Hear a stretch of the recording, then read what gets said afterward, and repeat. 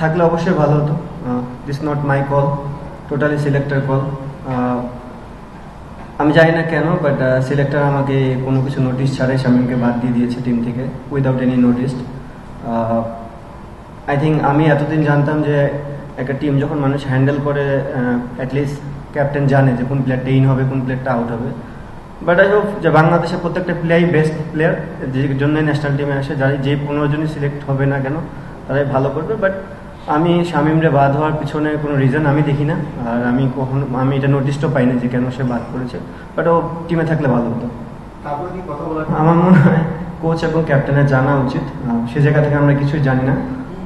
যদি world কাপেও same জিনিস ঘটে, আমাকে যে টিমটা দেওয়া হবে আমি সেই টিমটা নিয়ে চেষ্টা করবো 11 খেলানো। আমাকে টোটালি বলা হয়েছে সিলেক্টর প্যানেল থেকে এবং বোর্ড থেকে যে আমাকে যে টিমটা দেওয়া হবে আমাকে সেই টিমটা নিয়ে কাজ করতে হবে। সো আমার কোনো সে থাকবে না যে আমি কোন প্লেয়ারটাকে চাই, কোন প্লেয়ারটাকে না চাই।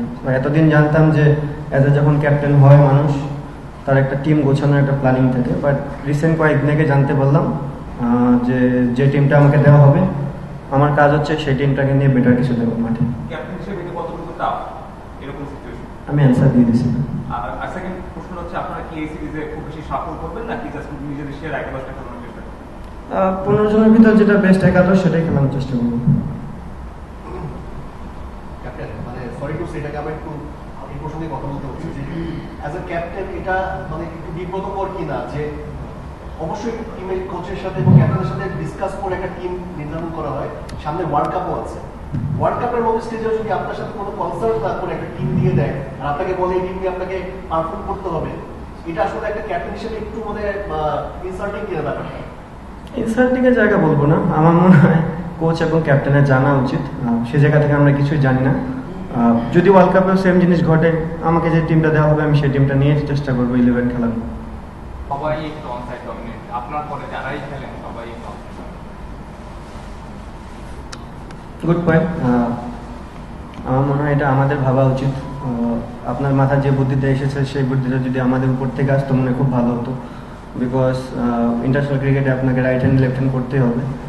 দেখা যাক এখন যে প্লেয়ারগুলোই আমাদের টিমে আছেন এখানে তারাই এই মুহূর্তে বেস্ট, এবং আমি বিলিভ করি যে কেউ বাংলাদেশ টিমে আসবে তারা বেস্ট হয়ে দেখে এখানে আসছে, তারা ডেলিভার করার চেষ্টা করবে। যখন আমরা ক্যাপ্টেনশিপ দেওয়া হয়েছিল সেম টিম ধরার পরে বলেছিল আপনি ক্যাপ্টেনশিপ করবেন 1 বছরের জন্য, সেম এখনো সেম, পার্থক্য নেই। টিমে ডিস্টার্ব করবে না, বাট এটা হতাশাজনক। আপনি প্রত্যেকটা প্লেয়ারের কাছে প্রতি সিরিজে পারফরমেন্স আশা করতে পারবেন না। আমরা চেষ্টা করেছি এতদিন ধরে টিমটাকে গোছানোর জন্য।